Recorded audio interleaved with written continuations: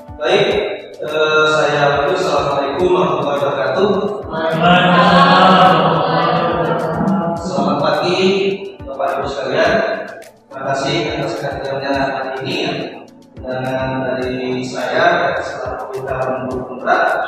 Dalam kesempatan kali ini saya akan sedikit berbagi ya, atau sosialisasi tentang budaya positif ya. Dimana ini merupakan salah satu materi dari calon guru pemberat yang perlu kami sosialisasikan kepada para guru ya. Jadi sifatnya di sini adalah sosialisasi atau sharing ya. Bisa jadi dipaham dari kami ya. Nanti ada pertanyaan atau instruksi ya pada saat penyampaian materi, Bapak Ibu bisa aktif untuk menggunakan pendapatnya ya. Baik Bapak Ibu sekalian, langsung saja saya sampaikan materi pada hari ini, yaitu sosialisasi dan sharing budaya positif calon guru pemberat angkatan 4. Next. Baik Bapak Ibu sekalian, dalam kesempatan ini ada beberapa poin yang akan kita bahas, yaitu di sini ada 7 poin ya. Perubahan paradigma belajar, kemudian konsep disiplin positif dan motivasi pendidikan 1. Selamat datang Bu, terima kasih sudah hadir. Kemudian keyakinan kelas, pemenuhan kebutuhan dasar, 5 posisi contoh dan 3 restitusi ya. Jadi ada 7 ya konsep positif dan hubungan dengan motivasi. Selanjutnya ya, pendapat Dr. William ya, dalam kontrol teori untuk merumuskan beberapa miskonsepsi tentang kontrol. Jadi selama ini kita dalam teori ini dianggap terhalusinasi, sehingga di sini ada beberapa teori. Ilusi guru mengontrol murid ya. Jadi kita sebagai guru menganggap diri kita bisa mengontrol murid ya. Padahal sebetulnya ketika murid itu tidak mau kita kontrol, maka murid tersebut tidak akan bisa dikontrol. Sehingga di sini dikatakan oleh William ya, ilusi guru mengontrol murid ya. Selanjutnya, ilusi bahwa semua pembelajaran positif efektif dan bermanfaat ya. Nah, ketika kita melakukan pembelajaran positif kepada siswa, tentunya siswa bisa jadi berubah, bisa jadi tidak berubah. Ketika berubah, ini nantinya akan terjadi ketergantungan, sehingga untuk berubah perlu ada seorang yang mempengaruhi, tidak berasal dari diri sendiri, sehingga kekuatan motivasi parent itu sebetulnya yang paling pengaruh dalam mengubah perilaku anak ya. Selanjutnya, ilusi bahwa kritik dan membuat orang merasa bersalah dapat menguatkan karakter. Jadi sebetulnya tidak, nah, itu hanya ilusi kita. Kita misalkan membuat orang berbuat salah kepada kita, dan kita ingin membalas dengan cara membuat orang tersebut merasa bersalah, sehingga nanti perilakunya menjadi berubah. Itu adalah ilusi, merupakan sesuatu yang salah, karena orang akan merasa bersalah dan tidak kembali kepada sesuatu yang benar. Bagaimana seharusnya? Seharusnya memberikan kesempatan kepada seorang yang berbuat salah untuk memperbaiki kesalahannya, tidak membuat mereka merasa bersalah. Dalam hal ini murid. Kemudian selanjutnya adalah ilusi bahwa orang dewasa memiliki hak untuk memaksa. Bahkan kita sebagai guru memaksa ya perilaku anak itu bisa berubah. Walaupun kita paksa, sejatinya anak itu tidak bisa berubah kalau dia tidak mengizinkan dirinya untuk berubah. Makanya kebanyakan kita melihat siswa yang membandel karena mereka tidak mengizinkan dirinya untuk berubah. Ya. Seperti itu. Sehingga di sini dikatakan oleh Dr. bilang itu adalah sebuah ilusi. Jadi kekuatan yang utama adalah berasal dari kekuatan intrinsik dari diri anak itu sendiri, sehingga di sini yang diperlukan adalah penguatan konstitusi dan kapasitas di selanjutnya. Baik, selanjutnya berbicara di sisi positif Bapak Ibu sekalian. Di sini ada pendapat dari Ki Haji Abdul Antara yang mengatakan bahwa di mana ada kemerdekaan, disitulah harus ada disiplin yang kuat. Sungguh pun disiplin itu bersifat self-disiplin, yaitu kita sendiri yang mendidikan kita dengan keras-kerasnya. Tetapi itu sama saja, sebab kalau kita tidak cakap melakukan self-disiplin, wajiblah masalah lain mendisiplinkan diri kita. Dan peraturan demikian itu harus ada dalam suasana yang berbeda. Seperti yang saya sampaikan tadi di slide sebelumnya, bahwa di sini ya disiplin itu berasal dari diri kita sendiri atau sifatnya intrinsik ya. Kalau misalkan saya minta orang untuk disiplin, misalkan Pak Mirwan misalkan saya minta untuk disiplin ya, ketika dia tidak menginginkan dirinya untuk tidak disiplin, maka otomatis Pak Mirwan tidak bisa disiplin juga kepada murid. Nah, jika seperti itu ya, pihak eksternal kita sudah anak didik tidak mengizinkan dirinya untuk disiplin, diperlukan di sini pihak eksternal ya, guru misalkan untuk merubah sikap dari seorang murid. Tapi di sini dalam suasana yang merdeka belajar. Baik Bapak Guru ya, dari ketiga motivasi dan kemanusiaan, kira-kira Bapak Ibu bagian yang mana ya? Semuanya ya? Ya, pernah mengalami semua ya. Paling tidak tujuan kita di yang ketiga ya, untuk menjadi orang yang merdeka ya. Maaf ya. Untuk menjadi orang yang mereka inginkan dan menghargai diri sendiri dengan nilai yang mereka percaya ini, kelas ya, kelas karena tinggi daripada yang nomor 1 dan nomor 2. Makanya kita bisa mencapai yang nomor 3. Selanjutnya kita masuk ke materi keyakinan kelas. Next. Di sini ada pertanyaan, mengapa keyakinan kelas, mengapa tidak kelas saja? Kalau berbicara keyakinan ya, tentunya kita akan lebih ikhlas untuk mengerjakan sesuatu karena itu merupakan sesuatu yang kita percayai dan kita yakini adalah sebuah kebenaran, berarti datang dari diri kita sendiri. Tetapi kalau peraturan, biasanya peraturan identik dengan memaksa ya, memaksa, hukuman dan lain sebagainya ya, tidak identik dengan apa namanya keinginan kita sendiri ya, sehingga untuk melakukan sesuatu kita perlu dipaksa dengan peraturan. Tapi kalau sudah berangkat dari keyakinan, tentunya kita akan melakukannya dengan suka rela. Baik, anak-anak sekalian, saya awali dulu pertemuan di Assalamualaikum warahmatullahi wabarakatuh. Waalaikumsalam warahmatullahi wabarakatuh. Bagaimana kabarnya hari ini? Alhamdulillah baik. Anak-anak sekalian ya, pada kesempatan di pagi hari ini ya, kita akan mencoba membuat sebuah keyakinan kelas terkait budaya positif siap kerja bagi kelas 12 PTKP 1 ya.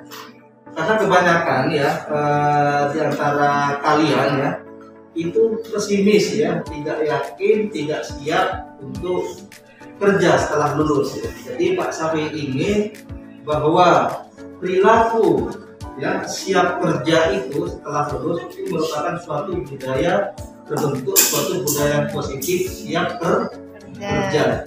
Sehingga di sini dalam kesempatan ini Pak Sapi akan membuat sebuah keyakinan yang melibatkan kalian ya. Nanti tuliskan di selembar kertas yang sudah dibagikan ya di meja masing-masing ya.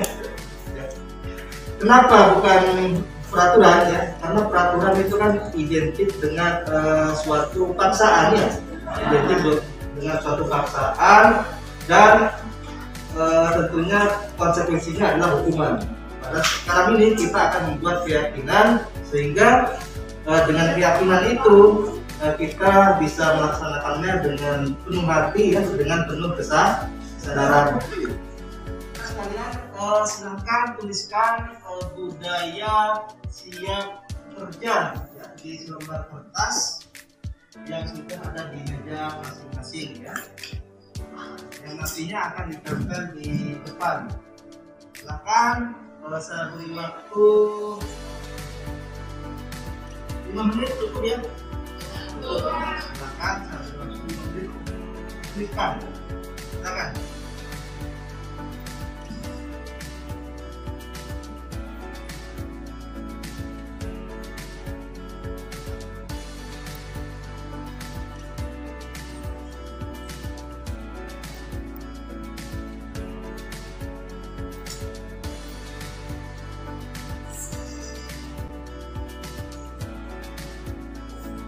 Satu aja ya, tuliskan masing-masing satu.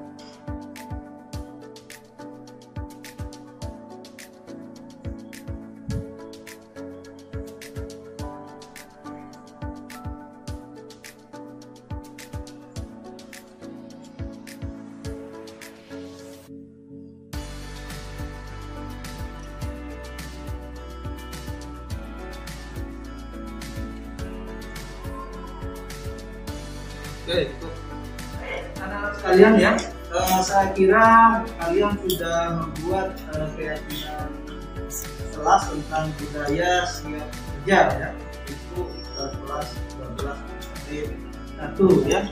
Selanjutnya keyakinan yang sudah kalian tulis silakan ditempel di depan kelas ya, mulai dari depan sini silakan ditempel. Lainnya silakan.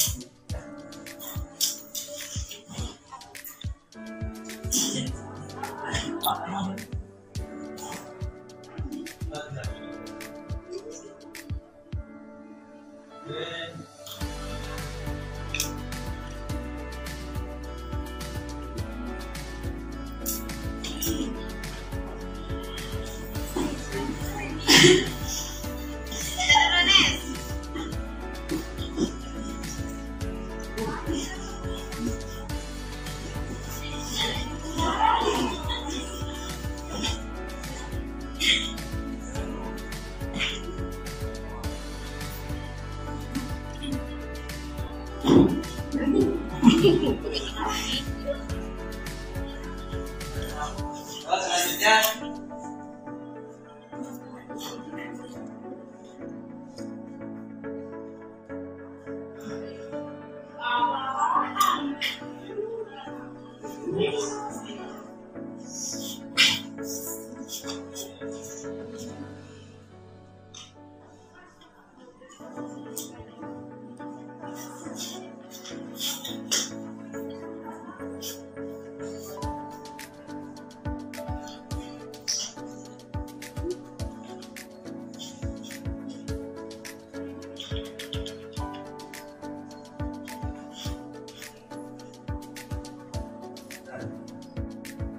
Saya yakin karena saya cantik, maka saya akan mudah mendapatkan pekerjaan.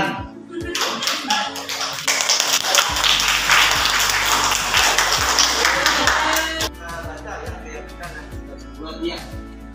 Ini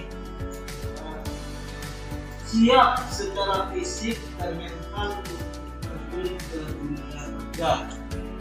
Nah ya, ini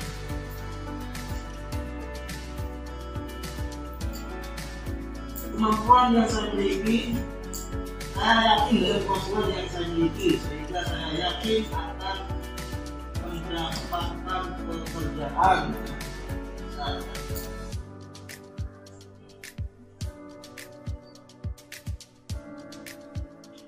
Saya yakin dengan mengikuti pelatihan siap kerja, pasti saya bisa bekerja dan bisa percaya diri dan lebih yakin untuk mencobanya. Terima kasih ya atas partisipasinya. Kalian sudah membuat keyakinan tentang budaya positif kerja ya. Terima kasih. Semoga apa yang menjadi keyakinan kita bisa kita jalankan dengan baik. Ya. Jadi assalamualaikum warahmatullahi wabarakatuh.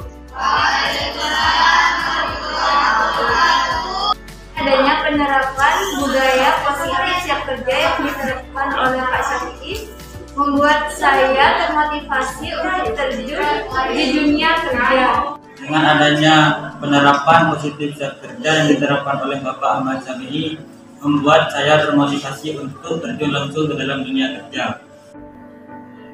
Pengalaman penerapan.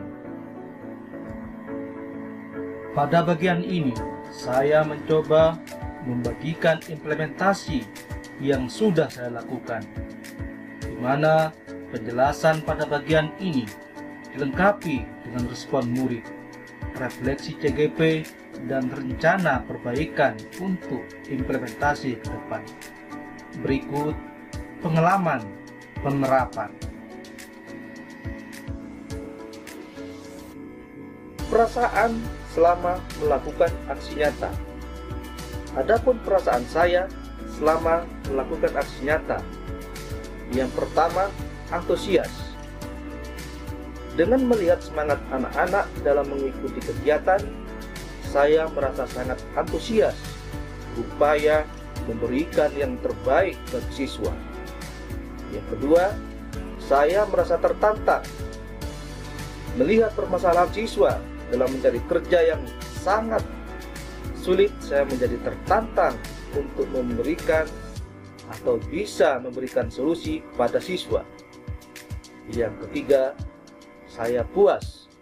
Saya sangat merasa puas karena mendapat dukungan dari berbagai pihak atas kegiatan yang saya lakukan dalam kegiatan, sehingga pelaksanaan kegiatan berlangsung dengan lancar.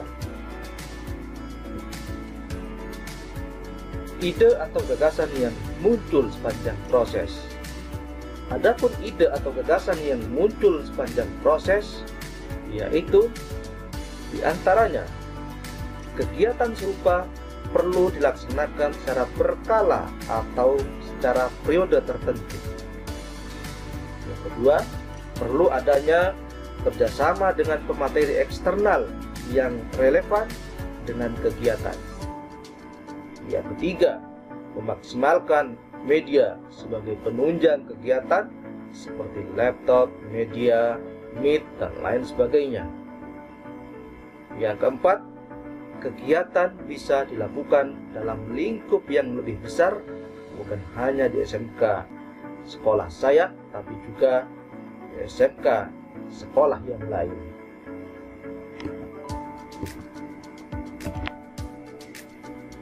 Pembelajaran dan pengalaman dalam bentuk catatan praktik baik.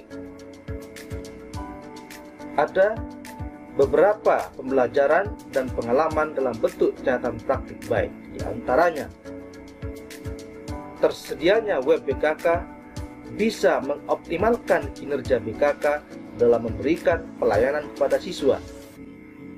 Yang kedua, potensi anak perlu dikembangkan sesuai dengan minat bakat dan potensinya masing-masing. Yang ketiga, perlunya optimalisasi media sosial untuk memberikan informasi terupdate dalam dunia kerja. Foto bercerita dari seluruh rangkaian pelaksanaan. Adapun foto bercerita sebagai dokumentasi dari seluruh rangkaian pelaksanaan adalah sebagai berikut.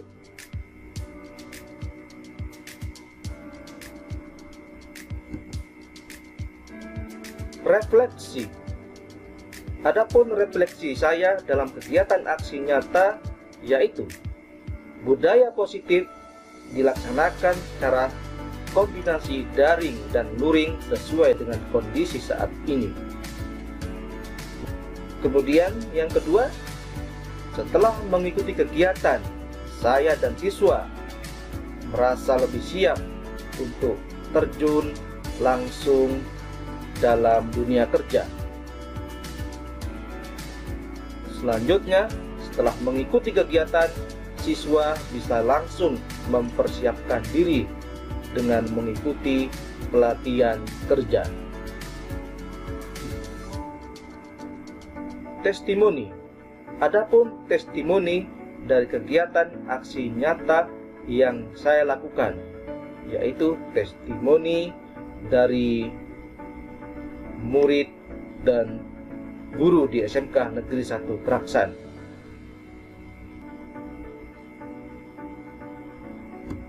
Assalamualaikum warahmatullahi wabarakatuh. Nama saya Aprilia Uni Mulia, mahasiswa IPB 1. Penerapan budaya positif siap kerja dari Bapak Syafi'i membuat saya termotivasi untuk siap kerja.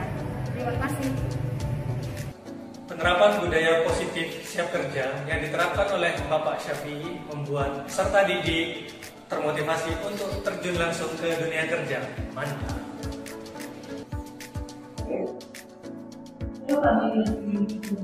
Baik, teman-teman sekalian, selanjutnya adalah kebutuhan dasar. Next. Di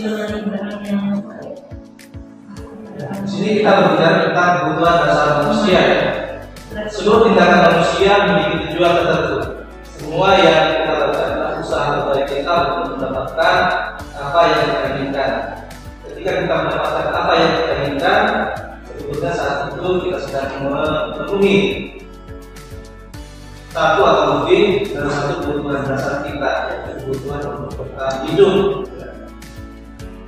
Lima kasih sayang, kebebasan, kesenangan, dan kekuasaan. Ketika seorang murid melakukan suatu perbuatan yang bertentangan dengan nilai-nilai kebajikan atau pelanggaran peraturan, hal itu sebenarnya karena mereka gagal memenuhi kebutuhan dasar mereka. Sehingga kita di sini di kelas terkadang menjumpai anak yang bandel, ya, anak yang suka mengganggu temannya, membuat gaduh dan sebagainya, mengganggu guru, ya. Nah, itu merupakan salah satu penyebabnya adalah karena mereka mungkin, ya, di tempat tinggal di rumah tidak bisa memenuhi kebutuhan dasarnya sebagai manusia, ya. Untuk contoh, misalkan seorang anak tidak mendapatkan kasih sayang, ya, atau bahkan dari keluarga yang broken home misalkan di rumah, tentunya kasih sayang yang didapat di rumah akan berkurang, sehingga lampiasannya akan disalurkan misalkan ketika dia di sekolah, ya, misalkan dengan temannya, ya, merayu temannya dan sebagainya, sehingga dengan begitu dia akan mendapatkan suatu kebutuhannya, ya, yaitu kebutuhan kasih sayang. Kita sebagai seorang guru harus mampu menganalisis apa yang sebenarnya terjadi pada anak ini, sehingga kita bisa memberikan solusi, ya. Misalkan kurang perhatian, kita bisa mendekati hal tersebut dengan memberikan perhatian lebih dulu, ya, sehingga kita bisa membuat pelakuan hal tersebut. Oke, selanjutnya, baik Bapak Ibu sekalian, ya, seperti tadi kita sampaikan, ya, di sini ada 5 fungsi kontrol, ya, menghukum, membuat orang merasa bersalah,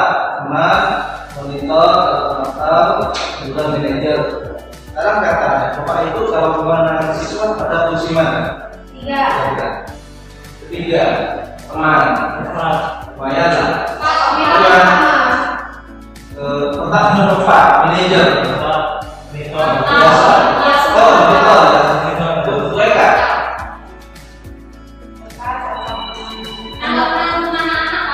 Oh jadi teman, posisi teman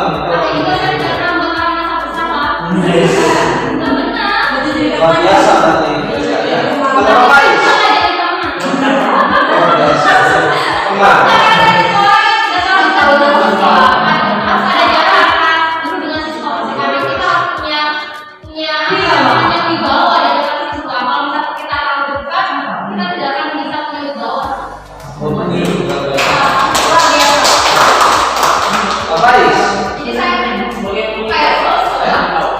Sebagai pemantau ya.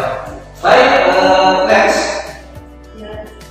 Nah ini kita jelaskan ya satu persatu ya dari tipe namanya posisi kontrol. Yang pertama adalah penghukum ya.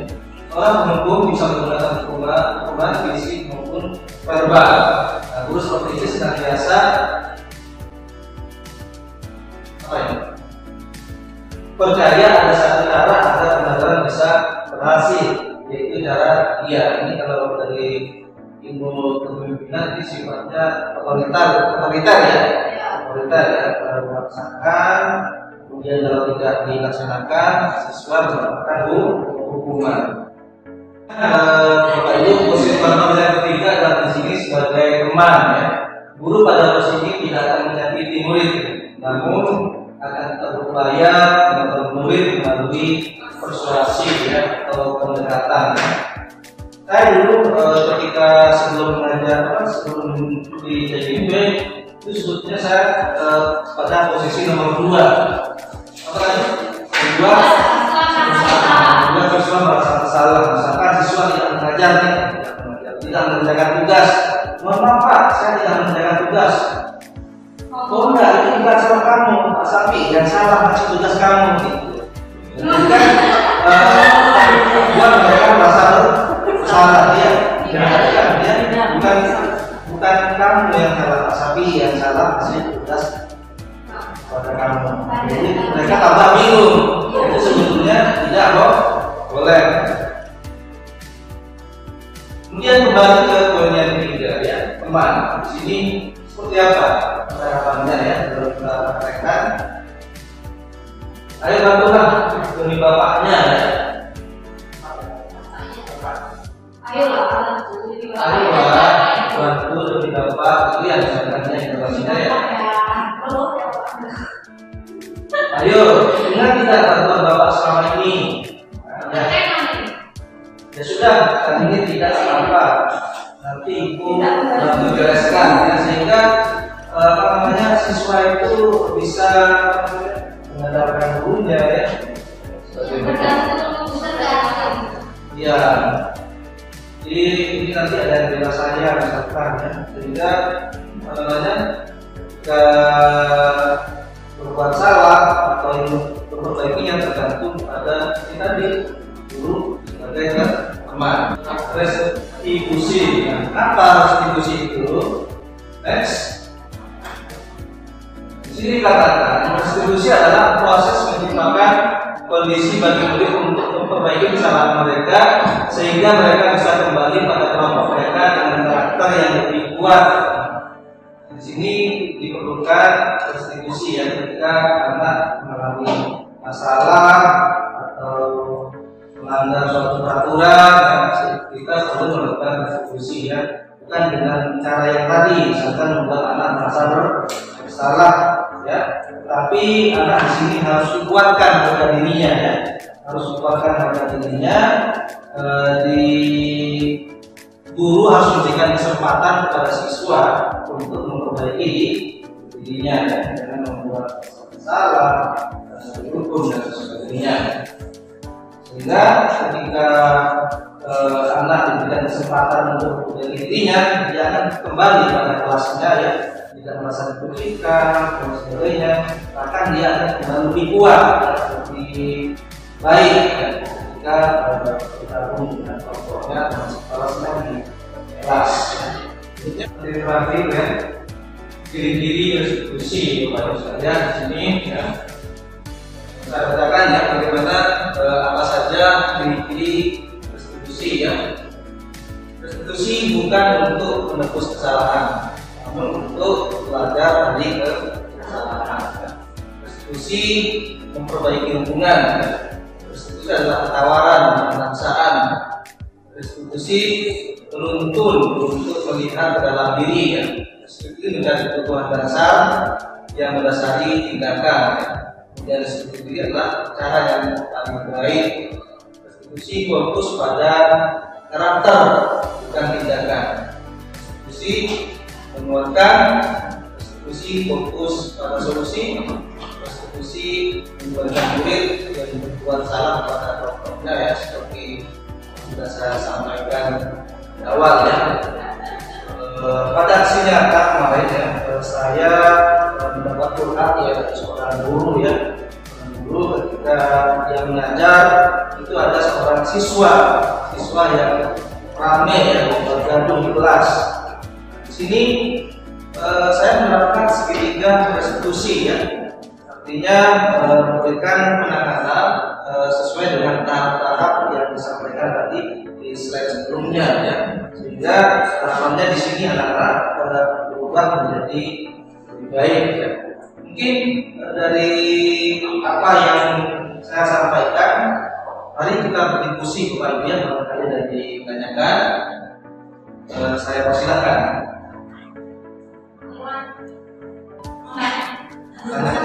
Devi mau tanya juga. Silakan. Tadi kan kita dengar bahwa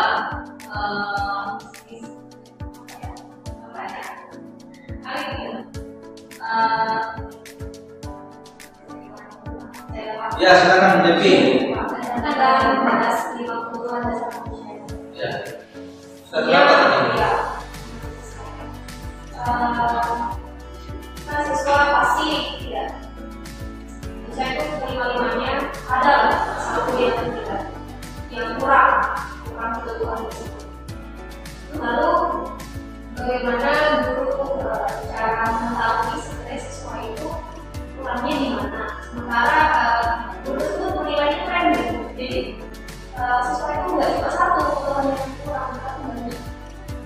Gimana? Sementara guru tersebut juga kurang sebenarnya. Oh gitu. Baik, ini sedikit alami ya sebagai guru di kelas ya. Akibat dari kebutuhan dasar manusia yang tidak terpenuhi ya, salah satunya adalah bergaduh ya. Tidak perhatikan ketika dijelaskan oleh guru dengan temannya ya, main bola di kelas, lari di atas meja misalkan ya. Itu merupakan ketika kebutuhan manusia itu tidak terpenuhi. Lalu bagaimana ya cara mengetahui ya, kebutuhan dasar mana yang tidak terpenuhi? Itu ya. Nah, pengalaman saya pernah mengajar ya, itu siswa tidak pernah mengerjakan tugas ya, ketika guru menjelaskan yang tidak perhatikan. Saya tidak serta-merta memahami hal tersebut ya. Bahkan saya timbul tanda tanya ya, seperti sebagian bapak guru timbul tanda tanya kenapa terjadi seperti ini ya. Cara saya adalah persuasi melakukan pendekatan hal tersebut ya. Saya mengajak mereka makan, misalkan di kantin ada bakso ya, jangan ngobrol ya. Akhirnya di situ mereka terbuka dan menyampaikan bahwa saya ini tinggal sama nenek saya, tinggal sama nenek saya, kemudian orang tua saya di luar negeri dan sebagainya. Oh berarti anak ini kurang kasih sayang ya, kurang kasih sayang sehingga untuk mendapatkan perhatian dari teman atau dari guru untuk mengatasi kebutuhan dasarnya yang tidak terpenuhi. Mungkin satu cara seperti itu ya. Ya, visi ya, itu biasanya beda ya, dipraktekkan ya. Mungkin itu jawaban saya bisa diterima ya. Ya.